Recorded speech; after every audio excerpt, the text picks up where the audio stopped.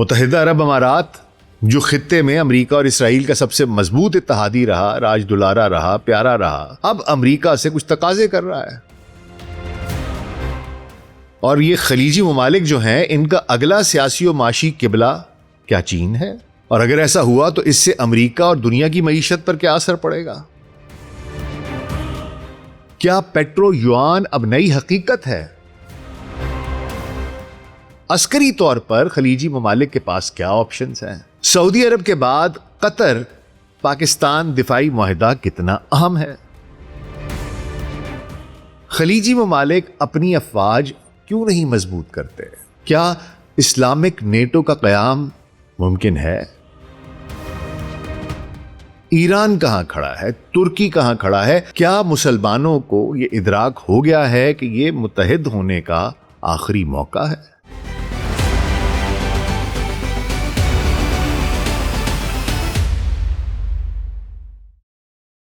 Global search podcast doctor Nasir بھائی کے ساتھ آپ کی خدمت میں حاضر ہیں. جی السلام علیکم. وہ کہتے ہیں کہ you can listen to the birth pangs of a new Middle East. New world order کا نام تو ہم سنتے آئے ہیں بہت دہائیوں سے کہ نیا ورلڈ آرڈر تشکیل پا رہا ہے، نیا ورلڈ آرڈر تشکیل پا رہا ہے، لیکن اب ایک نیا مڈل ایسٹ آرڈر تشکیل پا رہا ہے. A new Middle East order is in the making. اور اس کی ایک وجہ ہے. وجہ یہ ہے کہ یہ جو ایران، امریکہ اور اسرائیل کی جنگ ہے اس نے سب سے زیادہ مشرق وسطی اور خصوصاً خلیجی ممالک کو متاثر کیا ہے. اگرچہ ابھی تک کسی ادارے نے مجموعی نقصان کا کوئی حتمی تخمینہ جاری نہیں کیا، لیکن اندازوں کے مطابق یہ ممالک پہلے ہی tens of billions of dollars کا نقصان اٹھا چکے ہیں اور یہ رقم hundreds of billions of dollars تک جا سکتی ہے. تیل اور گیس کے انفراسٹرکچر، بندرگاہوں، لاجسٹکس، ان کو شدید نقصان پہنچا ہے. آبنہ ہرمز کی بندش کے باعث روزانہ لاکھوں بیرل تیل کی سپلائی متاثر ہوئی ہے، جس سے برآمدات رک گئی ہیں. آمدنی میں بڑی کمی آئی ہے، ان کے ڈالر ریزروز ڈپلیٹ کر رہے ہیں. اس کے ساتھ ہی سیاحت اور ایوییشن کو بھی بڑا دھچکا لگا ہے، کیونکہ یو اے ای اور قطر تو بہت بڑے ہبس تھے. وہاں سے تو قطر ایئر ویز اور ایمریٹس وغیرہ کی ساری فلائٹیں وہیں سے ہو کے جاتی تھیں. ان کو بہت بڑا دھچکا لگا ہے. فلائٹس کی منسوخی، پھر مہنگے ایندھن کی وجہ سے اور پھر کم ہوتی بکنگز نے تقریباً 40 ارب ڈالر کا صرف اس فیلڈ میں نقصان پہنچایا. دوسری جانب سرمایہ کاروں کا انخلاء، غیر ملکی ورکرز کی واپسی، معاشی سست روی، اس نے صورتحال کو مزید سنگین بنا دیا ہے. ترقی کی شرح کم ہو کر تقریباً 1 سے 2% رہ گئی ہے، جبکہ کچھ ممالک میں جی ڈی پی میں نمایاں کمی کا خدشہ ہے. تجارت اور سپلائی چین متاثر ہو رہی ہے. مہنگائی اور اشیاء کی قلت جو ہے وہ علیحدہ اس کا سامنا ہے. جبکہ طویل مدت میں خلیجی ممالک کا بطور محفوظ سرمایہ کاری کا مرکز ہونے کا جو ایک امیج تھا کہ اگر یہ سیف ہیون ہے انویسٹمنٹ کے لیے، وہ بھی دھندلاتا دکھائی دے رہا ہے. مجموعی طور پر مختلف تخمینے ہیں. بعض لوگ کہتے ہیں کہ شاید 100 سے 200 ارب ڈالر تک نقصان پہنچ چکا ہے، بعض اس سے بھی زیادہ کا فگر دیتے ہیں. اور اگر یہ جنگ جاری رہتی ہے تو یہ بحران خلیجی معیشتوں کے پورے ڈھانچے کو کہتے ہیں ٹو دا کور ہلا کے رکھ سکتا ہے، اور اس کے اثرات عالمی معیشت کو بھی اپنی لپیٹ میں لے لیں گے. لیکن خیر جناب، مالی نقصان، معاشی نقصان تو ہوا ہی ہے اور جنگوں میں ہوتا بھی ہے. لیکن اس جنگ میں ان خلیجی ممالک میں جو سب سے قیمتی چیز ٹوٹی ہے وہ امریکہ پر ان کا بھرم، ان کا بھروسہ، ان کا اعتماد ہے. انہیں دہائیوں سے یہ یقین تھا کہ ہم اپنا تیل ڈالر میں فروخت کریں گے، پھر جو ڈالر ملیں گے ان سے ہم پھر دوبارہ امریکہ میں ہی جا کر سرمایہ کاری کریں گے، ان کے بانڈز خریدیں گے، اور اس کے بدلے میں امریکہ بہادر ہمارے ممالک میں اپنی فوجی اڈے اسٹیبلش کرے گا، ہماری حفاظت کرے گا، ہمارے ساتھ کھڑا ہوگا، کوئی ہماری طرف میلی آنکھ سے نہیں دیکھ سکے گا. تو حضور یہ بھرم، یہ بھروسہ، یہ اعتماد ٹوٹ گیا. یہ خام خیالی دور ہو گئی. وہ امریکہ جسے ان خلیجی ممالک کی حفاظت کرنا تھی، جس کے فضائی، بحری اور فوجی اڈوں سے خائف ہو کر دوسرے ممالک نے ان پر حملے نہیں کرنا تھے، انہی اڈوں کی وجہ سے آج ان خلیجی ممالک پر حملے ہوئے. اسٹریٹجک پارٹنر امریکہ نے ان سے بغیر پوچھے ان کے خطے میں اسرائیل کی خوشنودی کے لیے جنگ چھیڑ دی، اور جنگ کے دوران امریکی اڈوں کی وجہ سے ہی ان پر روز ڈرونز اور میزائل گرتے رہے، اور امریکہ چپ چاپ دیکھتا رہا. امریکہ کو بس ایک ہی ملک کی فکر تھی، اور وہ تھا اسرائیل. بلکہ الٹا امریکہ نے ان خلیجی ممالک کی تباہی کا تماشا دیکھا، اس کا لطف لیا، انجوائے کیا. انہیں یہ ریئلائزیشن ہوئی کہ نہ جانے پچھلے 5-6 دہائیوں سے ہمیں بیوقوف بنایا جا رہا تھا. اب یہ چھوٹا احساس نہیں ہے، یہ ایک کوانٹم اسٹریٹجک شفٹ ہے جس سے نہ صرف اس خطے بلکہ پوری دنیا کی جیو پالیٹکس پر گہرے اثرات مرتب ہوں گے، اور اس کے اثرات ہمیں دکھائی دینا شروع بھی ہو گئے ہیں. خلیجی ممالک اب نئی سیاسی، معاشی اور دفاعی پارٹنرشپس کے متلاشی ہیں. ایک اسٹریٹجک ری الائنمنٹ ہمیں ریئل ٹائم میں ہوتی دکھائی دے رہی ہے، جس کی 3 اہم ڈائمنشنز ہیں: سیاسی، معاشی اور عسکری. متحدہ عرب امارات، جو خطے میں امریکہ اور اسرائیل کا سب سے مضبوط اتحادی رہا، راج دلارا رہا، پیارا رہا، اب امریکہ سے کچھ تقاضے کر رہا ہے. اچھا، وہ تقاضے کیا ہیں جو امریکہ سے کیے جا رہے ہیں اماراتیوں کی طرف سے؟ اور یہ خلیجی ممالک جو ہیں، ان کا اگلا سیاسی و معاشی قبلہ کیا چین ہے؟ اور اگر ایسا ہوا تو اس سے امریکہ اور دنیا کی معیشت پر کیا اثر پڑے گا؟ کیا پیٹرو یوان اب نئی حقیقت ہے؟ عسکری طور پر خلیجی ممالک کے پاس کیا آپشنز ہیں؟ سعودی عرب کے بعد قطر پاکستان دفاعی معاہدہ کتنا اہم ہے؟ خلیجی ممالک اپنی افواج کیوں نہیں مضبوط کرتے؟ کیا اسلامک نیٹو کا قیام ممکن ہے؟ ایران کہاں کھڑا ہے؟ ترکی کہاں کھڑا ہے؟ کیا مسلمانوں کو یہ ادراک ہو گیا ہے کہ یہ متحد ہونے کا آخری موقع ہے؟ آج اس سب پر بات ہوگی، تو حضور اگلے 10 سے 15 منٹ کے لیے دھیان ذرا ادھر. اور اگر ہمارا کانٹینٹ پسند آ رہا ہے تو ویڈیو کو لائک اور چینل کو سبسکرائب کر دیجیے گا. تو آئیے آغاز کرتے ہیں. دیکھیے حضور، امریکہ اسرائیل جنگ میں جس ملک کا سب سے زیادہ نقصان ہوا وہ متحدہ عرب امارات ہے، اور امریکہ بالخصوص اسرائیل کا وہ سب سے پکے والا دوست، وہ جو بالکل ہی ان کو راج دلارا تھا، وہی متحدہ عرب امارات اب امریکہ سے جنگی نقصانات کی ادائیگی کا مطالبہ کر رہا ہے. وہ بھی امریکہ اور ایران کے درمیان انتہائی نازک جنگ بندی کی میعاد ختم ہونے سے بالکل 1-2 روز قبل. اب عرب شراکت دار اپنے سب سے بڑے اتحادی پر سخت شرائط عائد کرتے دکھائی دے رہے ہیں، گویا وہ امریکہ کو صاف کہہ رہے ہوں کہ وہ جنگی نقصانات کی تلافی کرے، ورنہ سنگین سیاسی نتائج بھگتنے کے لیے تیار ہو جائے. ٹرمپ کے خلیجی اتحادی اسے شاید ایک آخری موقع دے رہے ہیں کہ وہ اس تاثر کو زائل کر سکے کہ امریکہ نے خطرناک ترین جنگ میں نہ صرف انہیں دھکیلا بلکہ اس کے دوران انہیں تنہا بھی چھوڑ دیا. اور یہ کہ اگر ٹرمپ نے یہ موقع ضائع کیا تو وہ اپنا سیاسی قبلہ تبدیل کرنے میں حق بجانب ہوں گے. تو یہ ایک آخری موقع اس کو دے رہے ہیں. عرب ممالک تیل کی تجارت کے لیے ڈالر پر مکمل انحصار کی بجائے اس کے کچھ حصے کو چینی یوان میں منتقل کرنے کے بارے میں سوچ رہے ہیں. دیکھیے حضور، یہ جو ایران کے ساتھ جنگ ہوئی ہے نا، یہ جو گزشتہ 50 روز ہیں، اس نے امریکہ کی معاشی، سیاسی اور بہت حد تک عسکری بالادستی کے بت کو پاش پاش کر دیا ہے. اور اس بالادستی کے سب سے اہم ستون امریکی ڈالر کے عالمی ریزرو کرنسی کے سٹیٹس کو اب شدید خطرہ لاحق ہے. کیونکہ برکس ممالک کافی عرصے سے اس میں کوشش کر رہے ہیں. انہوں نے یونٹ ایک نکالا بھی, کرنسی نے بھی نکالی, اور اس کی کچھ گولڈ بیکنگ بھی اس کا حصہ تھا. لیکن اب جو کہانی ہے نا, اس کو بہت شدید خطرہ لاحق ہے. ٹرمپ کے قریب ترین خلیجی اتحادیوں میں سے ایک نے واشنگٹن میں مضبوط مالی تحفظ کی ضمانت کا تقاضا کر دیا ہے. وال اسٹریٹ جرنل کے مطابق خالد محمد بلعمہ, گورنر سینٹرل بینک متحدہ عرب امارات, اور محمد بن ہادی الحسینی, امارتی وزیر مملکت برائے مالیاتی امور, نے واشنگٹن میں امریکی وزیر خزانہ اسکاٹ بیسنٹ سے ملاقات کی ہے. اور اس ملاقات میں اماراتی حکام نے معاشی تحفظ کے میکانزم کے طور پر امریکہ کے ساتھ کرنسی سواپ لائن قائم کرنے کی تجویز پیش کی ہے.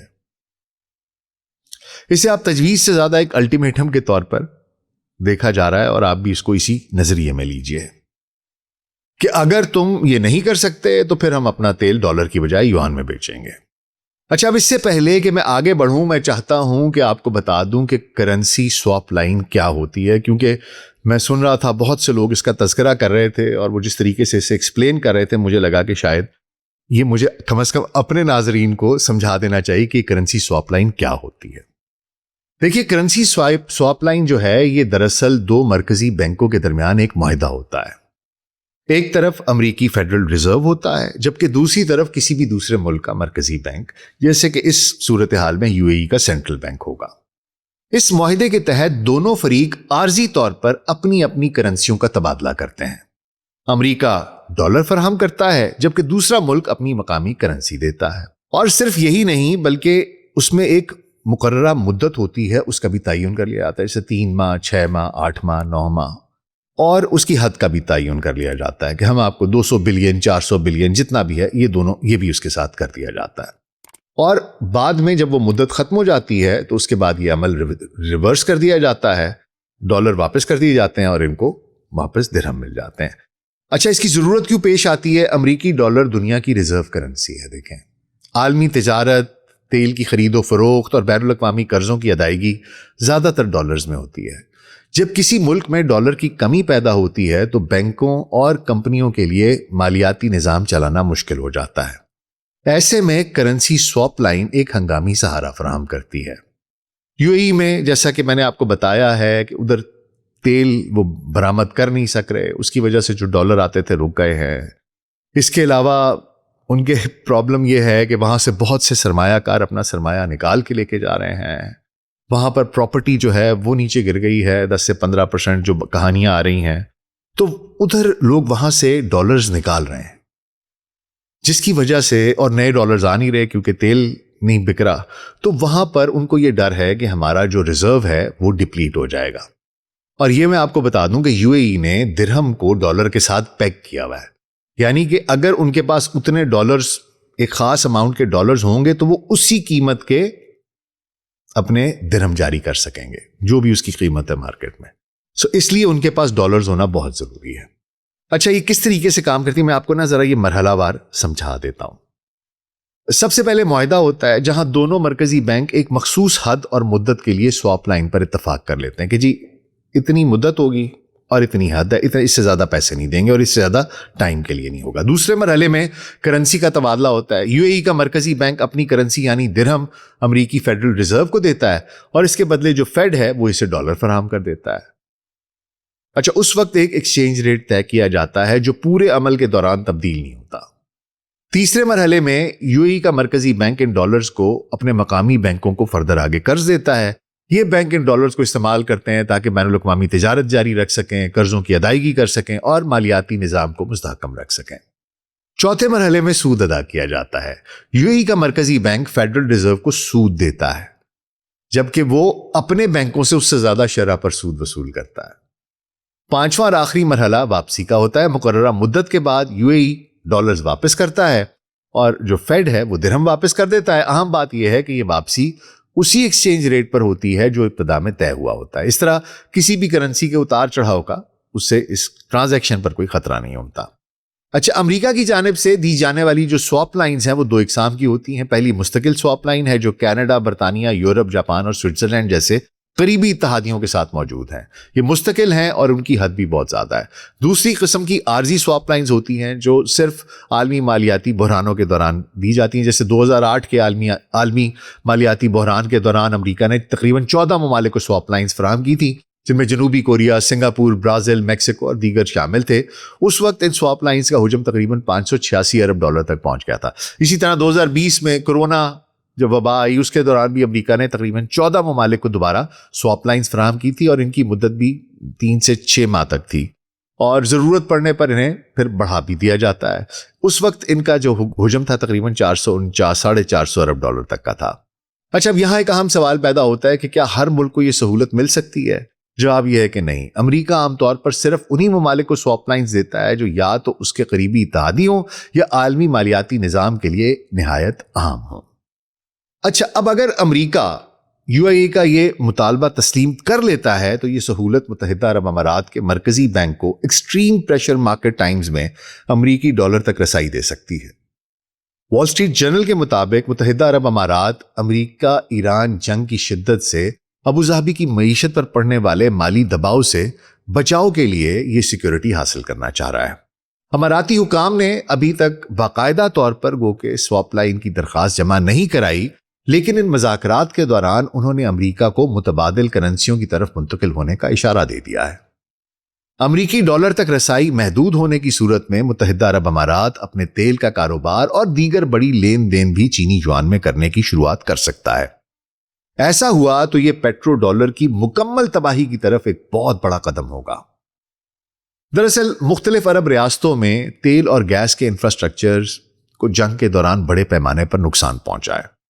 قطر کی جو LNG کی آؤٹ پٹ کا تقریباً 93% حصہ ہے، وہ کمپلیکس ہے راس لفان، آپ نے نام سنا ہوگا، وہ ابتدائی مارچ سے بند پڑا ہے. سعودی عرب کے راس تنورہ، وہ بھی اس پر بھی جب حملے ہوئے اس کے بعد وہ بھی بند پڑا ہے. خلیجی ممالک امریکہ اور ایران دونوں کو اس تباہی کا ذمہ دار بتا رہے ہیں. امریکہ نے ان سے پوچھے بغیر یہ جنگ ان پر مسلط کر دی، اور ایران نے امریکہ اور اسرائیل سے زیادہ خلیجی ممالک کو نشانہ بنایا اور آبنائے ہرمز بند کر کے ان کی معیشت کو ناقابل تلافی نقصان پہنچایا ہے. اور جب ایران نے آبنائے ہرمز کھولا تو امریکہ نے بند کر دیا. یعنی خلیجی ممالک کا ہر طرف سے نقصان ہی نقصان ہو رہا ہے. اسی لیے خلیجی ممالک کی سیاسی و معاشی الائنمنٹ اب چین کی طرف ہوتی دکھائی دے رہی ہے. اس سلسلے میں ابوظہبی کے ولی عہد شیخ خالد بن محمد بن زید ال نہیان نے 12 سے 14 اپریل 2026 تک چین کا ایک عام سرکاری دورہ کیا ہے. مقصد دونوں ممالک کے درمیان جامع اسٹریٹجک شراکت داری کو مزید وسعت دینا تھا. انہوں نے چینی صدر شی جن پنگ، وزیر اعظم لی چانگ سے دونوں سے ملاقاتیں کی اور توانائی، آرٹیفیشل انٹیلیجنس، سائنس اور ٹیکنالوجی اور سرمایہ کاری سمیت مختلف شعبوں میں 24 اہم معاہدوں اور یادداشتوں پر دستخط کیے. اس دورے نے متحدہ عرب امارات اور چین کے درمیان $100 بلین سے زائد کی سالانہ تجارت اور مستقبل کی اقتصادی راہداری کے منصوبوں کو مزید مضبوط بنانے میں کلیدی کردار ادا کیا ہے. انہوں نے یہ بھی بات کی کہ بھئی ہو سکتا ہے تو ایران کے ساتھ ذرا تعلق اپنے کمزور کر لو، ہم تمہیں تیل دے دیتے ہیں. لیکن چینیوں نے اس پر گھاس نہیں ڈالی، لیکن یہ 24 منصوبوں پر دستخط کر دیے. مطلب یہ کہ تم نے اگر ان سے بات کرنی ہے تو ڈائریکٹ کرو، ہم سے جو تم اسٹریٹجک الائنمنٹ کرنا چاہتے ہو وہ ہماری تمہاری ڈائریکٹ ہوگی. اچھا، اسی طرح قطر اور سعودی عرب کا جھکاؤ بھی چین کی طرف ہوگا، اور عین ممکن ہے کہ جلد ہی خلیجی ممالک اپنے تیل کی تجارت کا کم از کم کچھ حصہ یوان میں کرنا شروع کر دیں.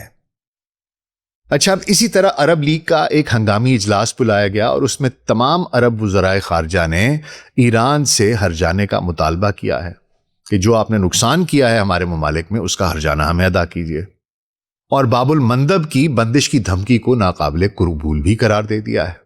اچھا، اس سے یہ ظاہر ہوتا ہے کہ سیاسی اور معاشی طور پر سعودی عرب، قطر اور متحدہ عرب امارات تینوں کی پالیسیاں ایک ہی سمت میں ہیں. یعنی امریکہ سے دوری، چین کی طرف جھکاؤ، یعنی پیٹرو ڈالر سے پیٹرو یوان کی طرف منتقلی، اور ایرانی خطرے کا توڑ، یعنی ایران جو ایرانی تھریٹ ہے اس کی مینجمنٹ. اچھا، اب بات یہ ہے کہ یہ جو ایرانی تھریٹ ہے نا، یہ بنیادی طور پر معاشی نہیں، اس کے اثرات معیشت پر ضرور پڑے ہیں، لیکن در حقیقت یہ ایک عسکری خطرہ ہے. اس کے لیے سعودی عرب اور قطر نے اپنا راستہ چن لیا ہے، اور امریکہ کی جو فوج ہے اب ان دونوں ممالک میں ان کو قابل قبول نہیں ہوگی۔ سعودی عرب نے گزشتہ برس ستمبر 2025 میں پاکستان کے ساتھ ایک اسٹریٹجک میوچل ڈیفنس ایگریمنٹ پر دستخط کیے، اور اس وقت تقریباً 13,000 پاکستانی فوج اور پاک فضائیہ کے 10 سے 18 لڑاکا طیارے، جن میں JF-17 تھنڈر اور F-16 شامل ہیں، وہ سعودی عرب کے مشرقی صوبے میں تعینات ہیں۔ یہ فورسز 11 اپریل 2026 کو شاہ عبدالعزیز ایئر بیس پر پہنچی، اور مقصد خطے میں بڑھتی ہوئی کشیدگی اور سعودی تیل کی تنصیبات پر ہونے والے حالیہ حملوں کے بعد مملکت کے دفاع کو مضبوط بنانا ہے۔ اچھا، یہ 1991 کے خلیجی جنگ کے بعد سعودی عرب میں پاکستان کی سب سے بڑی فوجی تعیناتی ہے، جو اس بات کی عکاسی کرتی ہے کہ دونوں ممالک اب ایک دوسرے کے خلاف کسی بھی جارحیت کو مشترکہ خطرے کے طور پر تصور کرتے ہیں۔ اسی طرح قطر اور پاکستان کے درمیان بھی ایک اہم دفاعی معاہدے کو حتمی شکل دی جا چکی ہے، اور اس پر اب فارمل دستخط ہونے باقی رہ گئے ہیں۔ اس کے تحت پاکستانی افواج کی قطر میں مستقل بنیادوں پر موجودگی ہوگی، قطری فوجی اڈوں پر ان کی تعیناتی ہوگی۔ دونوں ممالک کے درمیان انٹیلیجنس شیئرنگ، مشترکہ مشقوں اور ڈرون ٹیکنالوجی کی فراہمی جیسے شعبوں میں تعاون بڑھایا جائے گا۔ یہ معاہدہ خلیجی ممالک میں پاکستان کے بڑھتے ہوئے سیکیورٹی کردار کی عکاسی کرتا ہے، جس میں سعودی عرب اور ترکی کا اثر و رسوخ بھی شامل ہے۔ باقی بچ جاتا ہے متحدہ عرب امارات، جو ہم آپ کو بتاتے رہے ہیں کہ اس وقت تنہائی کا شکار دکھائی دیتا ہے۔ اس نے بھارت کے ساتھ ایک دفاعی معاہدہ کیا ہے، لیکن اسے یہ سمجھ آ جانی چاہیے کہ اگر امریکہ جنگ میں اسے تحفظ فراہم نہیں کر سکا تو کیا بھارت ایسا کر پائے گا؟ اچھا، اب ایسے وقت میں عبدالخالق عبداللہ ہیں، جو سینئر اماراتی مبصر ہیں۔ ان کا بیان ایک ایسی سمت کی طرف اشارہ کرتا ہے کہ جیسے شاید UAE کو بھی بات سمجھ میں آنی شروع ہو گئی ہے اور وہاں بھی سوچ کی تبدیلی ہو رہی ہے۔ اچھا، اور کیا کہا عبدالخالق عبداللہ نے؟ اچھا، عبداللہ صاحب یہ کہتے ہیں کہ متحدہ عرب امارات کو اب امریکہ کی دفاعی مدد کی ضرورت نہیں رہی، کیونکہ اس نے ایرانی جارحیت کے دوران ثابت کر دیا ہے کہ وہ ممتاز طریقے سے اپنے دفاع کی صلاحیت رکھتا ہے۔ متحدہ عرب امارات کو صرف وہی بہترین اور جدید ترین ہتھیار حاصل کرنے کی ضرورت ہے جو امریکہ کے پاس ہیں۔ چنانچہ اب وقت آ گیا ہے کہ امریکی اڈے بند کرنے کے بارے میں سوچا جائے، کیونکہ وہ بوجھ ہیں، کوئی اسٹریٹجک اثاثہ نہیں ہے۔ یہ ایک بہت بڑا بیان ہے جو ایک بڑے اسٹریٹجک شفٹ کی طرف اشارہ کر رہا ہے۔ دراصل گزشتہ برس ستمبر 2025 میں اسرائیل نے قطر کے دارالحکومت دوحہ میں حماس کی اعلیٰ قیادت کو نشانہ بناتے ہوئے ایک فضائی حملہ کیا، جس میں ایک قطری سیکیورٹی افسر سمیت 6 افراد شہید ہوئے، جبکہ قطر میں موجود امریکی بیس تماشا دیکھتی رہی، بلکہ اسی بیس سے ریفیولرز اڑے اور انہی اسرائیلی جہازوں کو ریفیول کیا جو قطر پر بم گرا کر گئے تھے۔ یہ خلیجی ممالک کے لیے ایک ویک اپ کال تھی، اور رہی صحیح کسر اس جنگ نے نکال دی ہے کہ امریکہ خلیجی ممالک میں ان کے تحفظ کے لیے نہیں بلکہ اپنے اور اسرائیل کے مفادات کے تحفظ کے لیے بیٹھا ہے۔ اس پر بھروسہ نہیں کیا جا سکتا۔ اس کی فوج ایک ایسٹ نہیں ہے، لائبلٹی ہے۔ امریکی اڈے ایسٹس نہیں ہیں، لائبلٹیز ہیں۔ ابھی تک UAE اور اسرائیل کے درمیان جو ایک رومانس ہے وہ چل رہا تھا، وہ اس میں مبتلا تھے اور ابھی بھی شاید ہے۔ اس لیے پاکستان یا ترکی کی فوج وہاں پر نہیں جا سکتی، اس کی تعیناتی مستقبل قریب میں تو ہوتی مجھے دکھائی نہیں دیتی۔ چین کسی ملک میں اس طرح جانے کا انٹرسٹڈ نہیں ہے۔ تو اب UAE کو یہ فیصلہ کرنا ہے اور جلد کرنا ہے کہ اس نے اپنے دفاعی نظام کے بارے میں کیا فیصلہ کرنا ہے، کیونکہ انہیں سب سے زیادہ نشانہ بنایا گیا ہے۔ اور ابھی کل ہی UAE نے ایک نیٹ ورک پکڑا ہے جس کا تعلق ایران سے تھا، اور وہ یہ کلیم کرتے ہیں کہ یہ نیٹ ورک یہاں پر یعنی کہ UAE پر کوئی دہشت گردی کرانا چاہتا تھا اور اس کا ارادہ رکھتا تھا۔ تو یہ مزید ری انفورس کرتا ہے اس بات کو کہ خطرہ سب سے زیادہ خلیجی ممالک میں UAE کو ہے، اور انہیں فیصلہ کرنا ہے اور جلد کرنا ہے۔ اچھا، اب آپ یہ سوچتے ہوں گے کہ ان ممالک کے پاس اتنا پیسہ ہے، یہ اپنی کوئی طاقتور فوج کیوں نہیں بنا لیتے؟ بنا لیں اپنی افواج۔ تو حضور جواب یہ ہے کہ مصر اور عراق دونوں پہلے بادشاہتیں تھیں، مضبوط فوج بنائی انہوں نے، تو کیا ہوا؟ فوج نے بادشاہوں کو چلتا کیا۔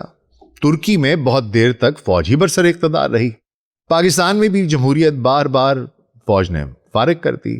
تو انہیں یہ خوف ہے کہ مضبوط فوج بنائی تو یہ ہمیں ہی نہ کھا جائے، اس خوف سے وہ فوج ہی نہیں بناتے مضبوط۔ اس کے علاوہ انہیں یہ بھی معلوم ہے کہ دوسرے ممالک سے انہیں مزید لوگ درکار ہوں گے جو اس فوج کا حصہ بنے، تو انہیں یہ بھی خوف ہے کہ یہ بھی کچھ اس میں امیگرنٹس زیادہ ہوں گے اس فوج میں، تو اگر امیگرنٹس ہی آنے ہیں اور باہر کے لوگوں نہیں آنا ہے تو اس سے بہتر ہے کہ معاہدہ کرو اور دوسرے ملکوں کو سیکیورٹی آؤٹ سورس کر دو۔